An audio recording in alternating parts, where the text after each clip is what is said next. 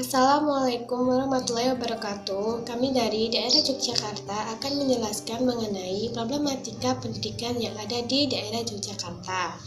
Problematika berasal dari akar kata bahasa Inggris problem yang artinya soal masalah teka-teki. Problem juga berarti ketidaktentuan, sedangkan pendidikan sering diartikan sebagai usaha manusia untuk membina kepribadiannya sesuai dengan nilai-nilai dalam masyarakat dan kebudayaan. Jadi, problematika pendidikan adalah persoalan-persoalan atau permasalahan yang dihadapi oleh dunia pendidikan.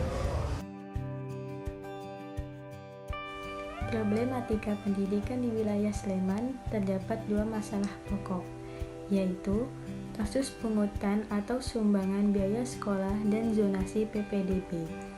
Faktor penyebabnya yaitu orang tua dan anak mengalami kasus bullying.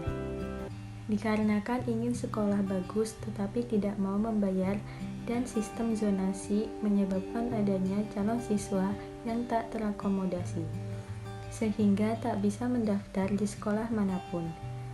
Di sisi lain, masih ada sekolah yang kekurangan siswa.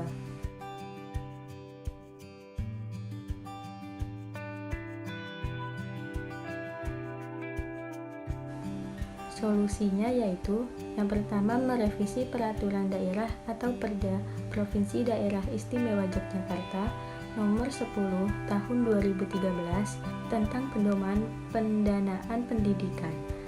Revisi yang diajukan adalah menghapus salah satu sumber pendanaan pendidikan dari pungutan. Yang kedua yaitu anggota Ombudsman Pusat Nini Rahayu mendorong Kemendikbud untuk mengeluarkan regulasi untuk menegaskan tidak boleh lagi sekolah menarik sumbangan atau pungutan dalam bentuk apapun. Dan yang ketiga adalah sistem zonasi PPDB.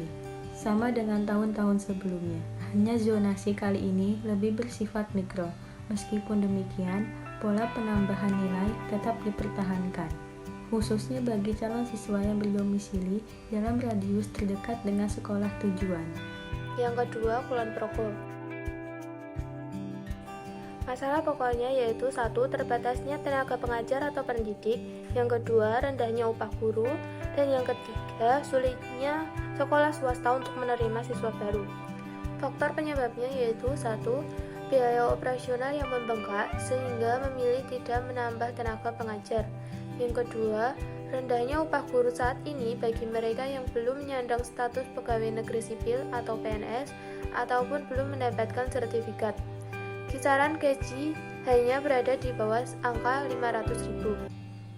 Yang ketiga, faktor penyebab sulitnya sekolah swasta menerima siswa baru karena kurangnya tenaga pengajar. Imbas yang begitu terasa atas hal tersebut ialah banyak orang tua yang enggan mendaftarkan anaknya ke sekolah swasta. Selain itu, banyak pilihan sekolah negeri menjadi pertimbangan lain bagi orang tua untuk memastikan anaknya di sekolah negeri.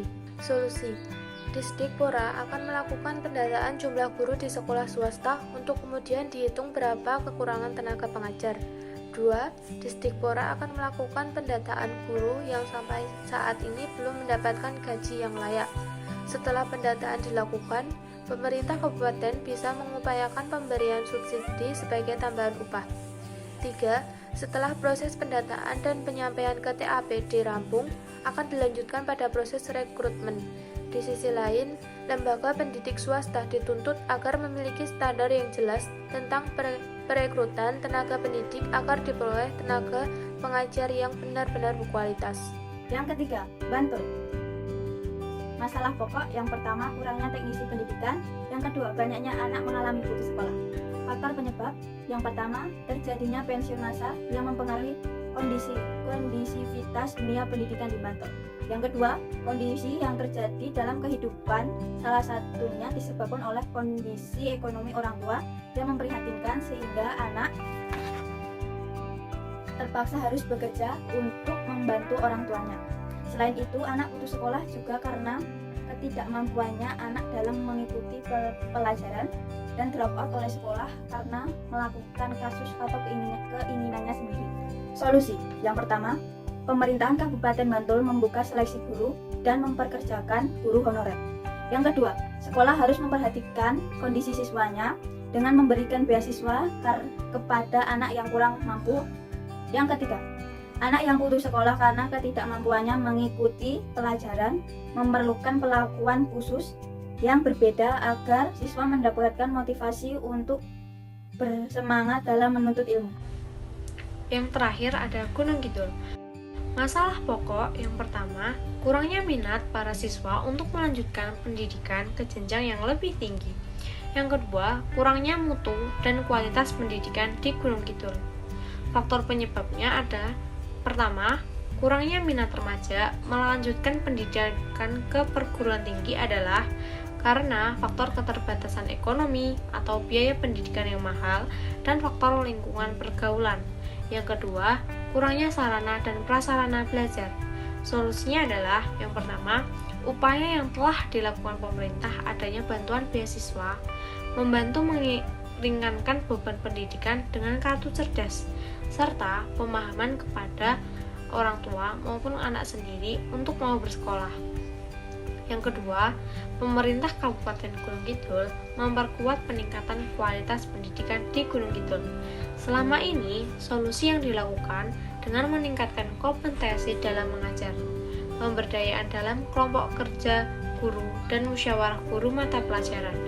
Banyak memberikan bantuan secara teknis, peningkatan mutu, sarana dan prasarana, serta peningkatan sumber daya manusia. Nah, itulah beberapa contoh problematika pendidikan yang ada di daerah Yogyakarta. Sekian dari kelompok kami. Wassalamualaikum warahmatullahi wabarakatuh.